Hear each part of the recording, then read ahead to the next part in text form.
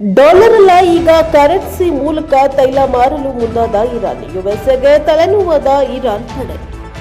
Iran Israel US ಯುದ್ಧ ತೀವ್ರಗೊಂಡಿರುವ ಬೆನ್ನಲ್ಲೇ ಈಗ ಇರಾನ್ ದೇಶವು ಅಮೆರಿಕಕ್ಕೆ ಟಕ್ಕರ್ ನೀಡಲು ಮುಂದಾಗಿದೆ.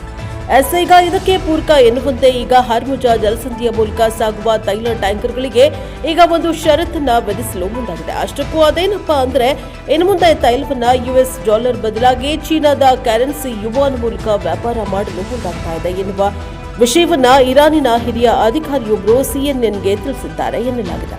ಮೂಲಗಳ ಪ್ರಕಾರ ಇರಾನ್ ದೇಶವು ಸದ್ಯ ಹಾರ್ಮುಜ ಜಲಸಂಧಿಯ ಮೂಲಕ ತೈಲ ಟ್ಯಾಂಕರ್ಗಳ ಚಲನೆಯನ್ನ ನಿಯಂತ್ರಿಸುವ ಭಾಗವಾಗಿ ಈ ಹೊಸ ಯೋಜನೆಯನ್ನ ಅಭಿವೃದ್ಧಿಪಡಿಸ್ತಾ ಇದೆ ಎನ್ನಲಾಗಿದೆ.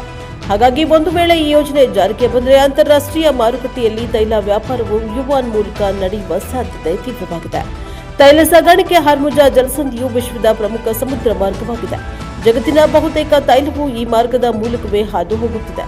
ಹಾಗಾಗಿ ಇಲ್ಲಿ ನಡೆಯುವ ಯಾವುದೇ ಸಂಘರ್ಷವು ಜಗತ್ತಿನ ಮೇಲೆ ತೀವ್ರ ಪರಿಣಾಮವನ್ನು ಬೀರಲಿದೆ. ಇತ್ತೀಚಿನ ಯುದ್ಧದಿಂದಾಗಿ ಜುಲೈ 2022ರಿಂದ ತೈಲ ಬೆಲೆಗಳು ತೀವ್ರವಾಗಿ ಹೆಚ್ಚಳವಾಗಿವೆ.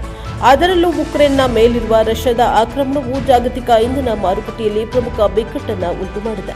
ಇದರಿಂದಾಗಿ ತೈಲ ಬೆಲೆಗಳು ಭಾರಿ ಏರಿಕೆಗೆ ಕಾರಣವಾಗಿದೆ. ಸದ್ಯ ಜಾಗತಿಕವಾಗಿ ತೈಲ ವ್ಯಾಪಾರವು ಯುಎಸ್ ಡಾಲರ್ ಮೂಲಕ ನಡೀತಾ ಇದೆ. ಆದಾಗ್ಯೂ ರಷ್ಯಾದ ಮೇಲೆ ನಿರ್ಬಂಧ ವಿಧಿಸಿದ ನಂತರ ಕೆಲವು ಪ್ರಮಾಣದ ತೈಲವನ್ನು ಈಗ ರೂಬಲ್ಸ್ ಅಥವಾ ಯುವಾನ್ನಲ್ಲಿಯೂ ಸಹ ಮಾರಾಟ ಮಾಡಲಾಗ್ತಾ ಇದೆ. ಕಳೆದ ಕೆಲವು ವರ್ಷಗಳಿಂದ ಚೀನಾ ಅಂತಾರಾಷ್ಟ್ರೀಯ ತೈಲ ವ್ಯಾಪಾರದಲ್ಲಿ ಯುವಾನ್ ಬಳಕೆಯನ್ನು ಹೆಚ್ಚಿಸಲು ಕೆಲಸ ಮಾಡ್ತಾ ಇದೆ.